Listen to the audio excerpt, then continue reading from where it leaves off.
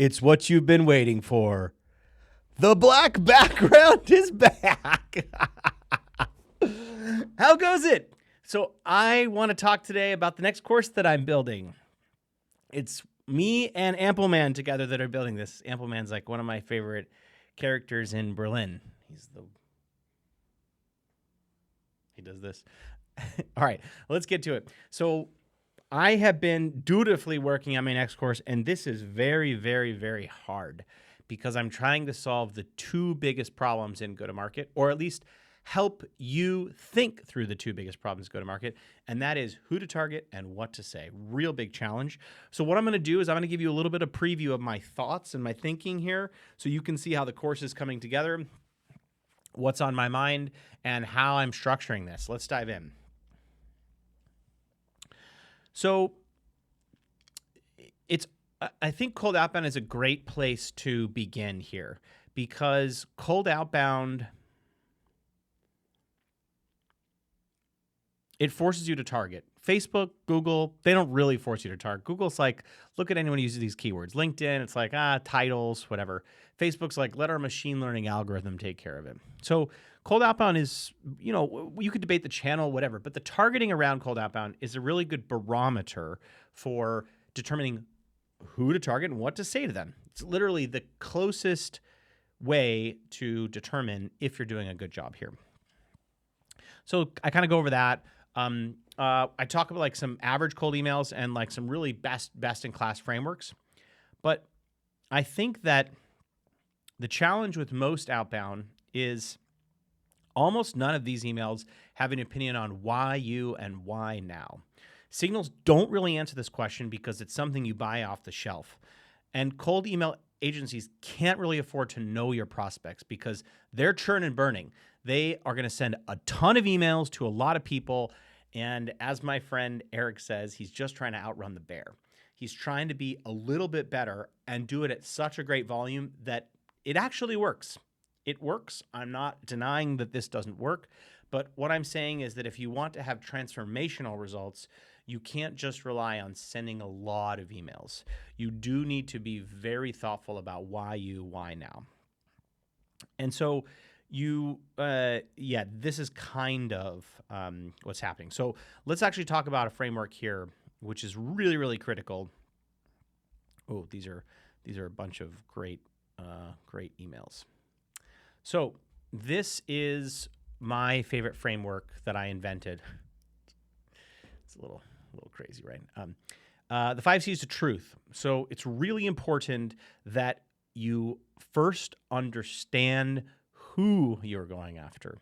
And to understand is a greatly underutilized asset that anyone can do, but it must first begin with an admission that you don't fully understand your customer. And this is almost always true. It's impossible to get in the mind of your customer, but you get close. So let's talk about the 5 C's to truth. I always start with customer and market context. I just want to talk to the customer, and I want to understand what is the market context that they're buying in. Why have they made a decision to purchase you now? What are their other alternatives? And that doesn't mean software. Their other alternatives might be status quo. It usually is status quo. It might be spreadsheets. Once you understand that, you can understand their particular lens. You have 5 to 10 conversations. Then you want to look at the CRM. Now, the interesting thing about the CRM is that the CRM has a smorgasbord of data. And that is to say that you'll have all sorts of customers in there. My friend Doug talks about the ACP and the ICP, the acceptable customer profile and the ideal customer profile. And the thing that people get wrong immediately is that they say, just copy the CRM and put it in Apollo and we've got targeting. No, you need to pick a segment. And to do that, you have to figure out where you have won. What segments have you won in? If you can do that, then that's the first segment to begin, and you go segment by segment by segment. That's what the course was going to teach you. They need to have a conversation with the CEO / customer success manager. These are the folks that have had conversations with tons of customers. Now, ideally, what you're doing is you're asking them about the segment that you enriched in the CRM. You're not asking them about your I was chatting with a good friend of mine, Alex here, and he's like, Jordan, we closed this one customer, blah, blah, blah. I said, how did you close that customer?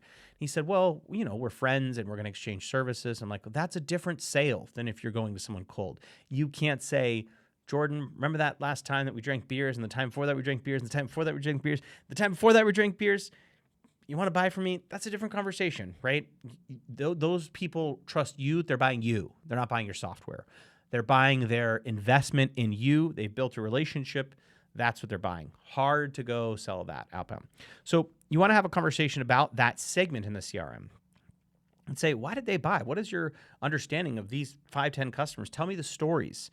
And they will identify themes. They will have done some consolidation. Now, the great thing is that you can drop all that into Claude. Now, I began with Claude, not ChatGPT, but ChatGPT can do better data and data analysis.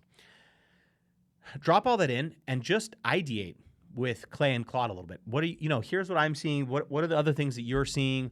You can drop in all of that. Now, I have a Clay trick to do some of this later. I won't show you today. But then the most important place, and I'm going to give you a quote that will...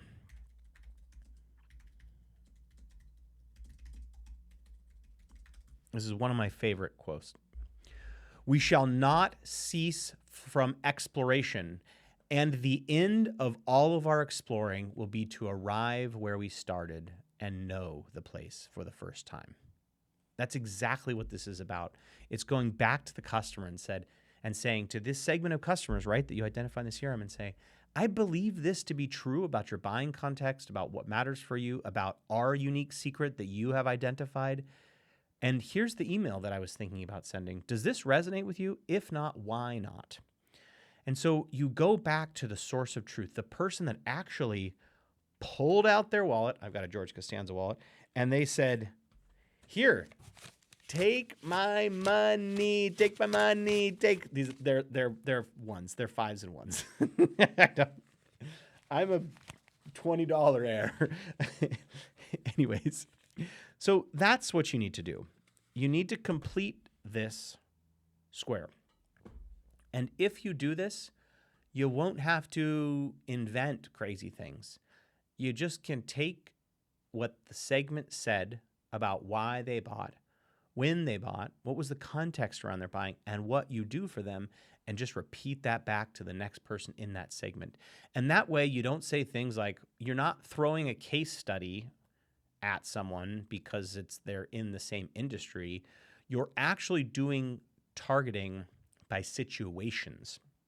And that's why signals are not as useful as situations.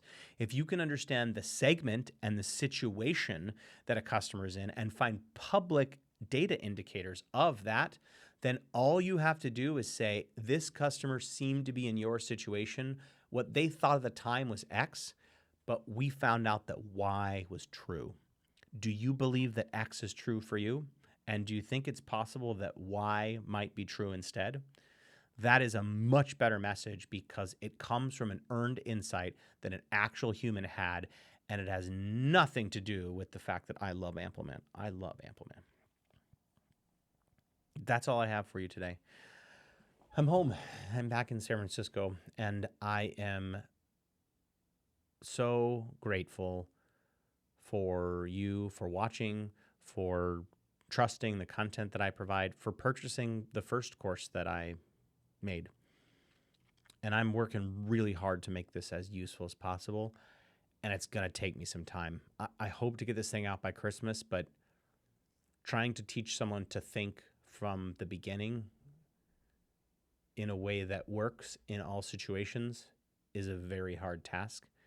And also to price it and to package it in such a way that it's consumable by you is also something I'm working through.